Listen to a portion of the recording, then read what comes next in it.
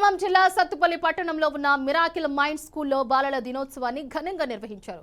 ముఖ్య అతిథిగా ఎమ్మెల్యే మట్టా రాఘమయ్య హాజరయ్యారు. ఇక నెహ్రూ చిత్రపటానికి పూలమాలలు వేసి ఎమ్మెల్యే నివాళులర్పించారు.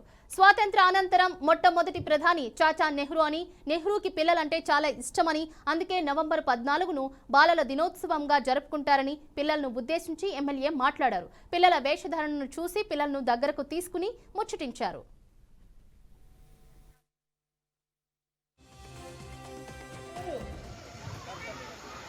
చెప్పాలా ఇటు నుంచి రాట answer. First prime minister of India అవునా? అంటే చెప్పండి. చాచా అంటే బాబాయ్, చిన్నాన్న. చిన్నాన్న అని పిల్లలందరూ ప్రేమగా పిలుచుకునేవాళ్ళు.